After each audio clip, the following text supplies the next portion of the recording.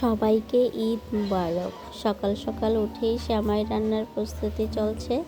এইখানে প্রথমে আমার আম্মু দুধটা গরম করে নিয়েছে, এর মধ্যে সেমাইটা দিয়ে দিচ্ছে। তো সেমাইটা দেওয়া হয়ে গেছে, এর মধ্যে এখানে কিশমিশ বাদাম সাথে দিয়ে দিচ্ছে, আর সাথে দিয়ে দিচ্ছে হচ্ছে নারিকেল। সেমাইয়ের মধ্যে যদি নারিকেল না দেওয়া হয় তাহলে একটু মজা লাগে না।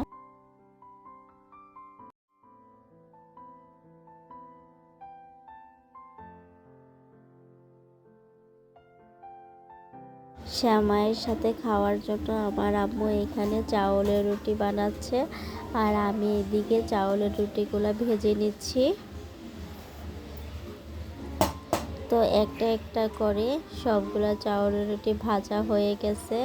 আর এখন আমার ভাই, আমার আব্বু, আমার হাজব্যান্ড নামাজ পড়তে চলে যাবে। এখন আমার আম্মু সবাইকে সেমাই বেড়ে দিচ্ছে।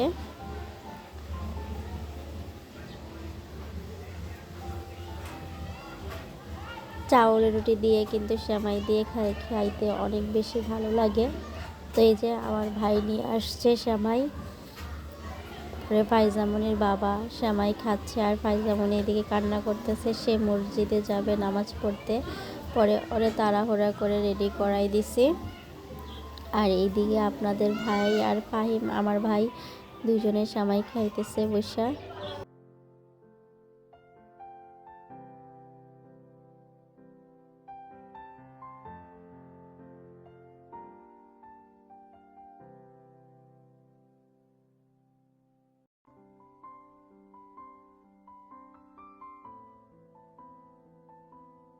এই যে মাশাল্লাহ দিলে আমার টুনটুনি তাড়াহুড়া করে একটু রেডি করাই দিছি, তাড়াতাড়ি করে গোসল করানোর কারণে ওর অনেক ঠান্ডা লাগতেছিল। তো আমি বলছিলাম শীতের কাপড় পরার জন্য, কিন্তু ও পরবে না, এই নতুন জামা পরেই যাবে।